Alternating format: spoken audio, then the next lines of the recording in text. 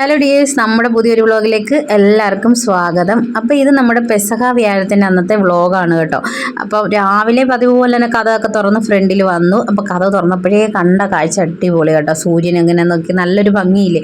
ഇപ്പം കഥ തുറന്ന് വന്നതല്ലേ ഉള്ളൂ, അതുകൊണ്ട് നമുക്ക് സൂര്യനെ കാണാൻ നല്ല ഭംഗിയൊക്കെ തോന്നും. പിന്നെ ഇച്ചിരി കഴിയുമ്പോഴത്തേക്കിന് ഈ ഒരു മട്ടും ഭാവമൊക്കെ അങ്ങ് മാറും. പിന്നെ നമ്മുടെ സ്ഥാനാർത്ഥികളൊക്കെ ഫ്രണ്ടിൽ എല്ലായിടത്തും സ്ഥാനം പിടിച്ചൊക്കെ ഇരിപ്പുണ്ട് കേട്ടോ.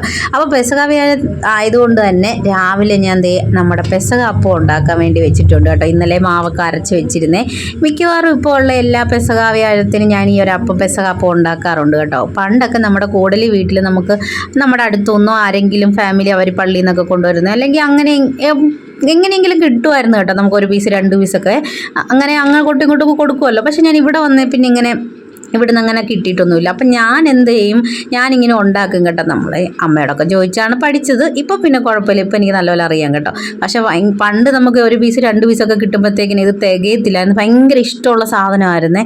അപ്പോൾ ഇപ്പം ഞാൻ വിചാരിച്ച് നമുക്ക് ഉണ്ടാക്കി കഴിഞ്ഞാൽ നമുക്ക് ആവശ്യത്തിന് കഴിക്കാമല്ലോ. അങ്ങനെ ഞാൻ ഇപ്പോൾ ഉണ്ടാക്കി. അപ്പോൾ അമ്മയ്ക്കുള്ളത് ഞാൻ ചിഞ്ചു പോകുന്ന വഴിക്ക് കൊടുക്കാൻ വേണ്ടി ചിഞ്ചുവിൻ്റെ കൊടുത്തു വിട്ടു കേട്ടോ. അപ്പോൾ ചേട്ടൻ എങ്ങോട്ടോ പോകുന്നുണ്ട്, അപ്പോൾ അവളെയും ബസ് സ്റ്റോപ്പിലോട്ട് വിടാമെന്ന് പറഞ്ഞ് അവരിതേ അങ്ങോട്ട് പോയി കേട്ടോ. അപ്പോൾ രാവിലെ കണ്ട സൂര്യൻ്റെ ഭാവമൊന്നുമല്ല ഇപ്പം കണ്ടോ. ഇപ്പം നമുക്ക് ഈ ഒരു സിറ്റ് ഔട്ടിലോട്ടൊന്നും വന്ന് നിൽക്കാൻ പറ്റത്തില്ല, അത്രയ്ക്ക് ചൂടടിക്കാൻ തുടങ്ങി.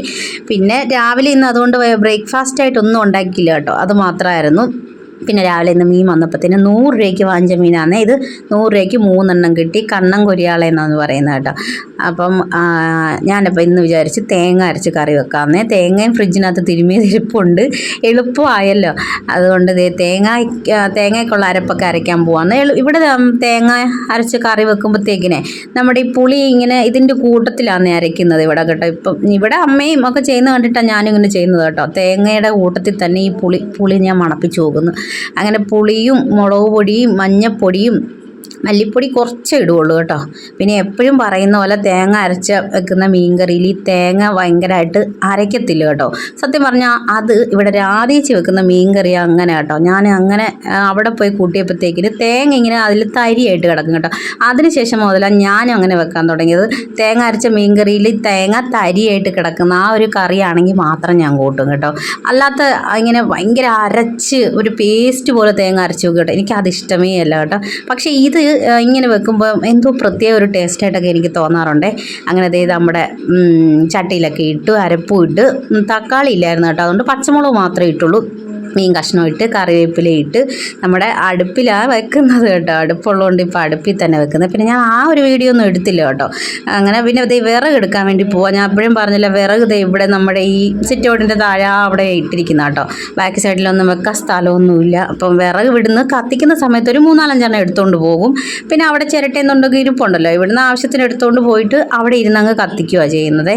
അപ്പോൾ ഇന്ന് മീൻ കറിയും എന്തെങ്കിലും ഒരു തോരനും കൂടി അങ്ങ് വെക്കാമെന്ന് വിചാരിച്ചു കേട്ടോ. അപ്പം ഇച്ചിരി താമസിച്ചു അപ്പോഴത്തേക്കിന് ഈ ഒരു സൈഡിൽ അങ്ങ് വെയിലാകും കേട്ടോ.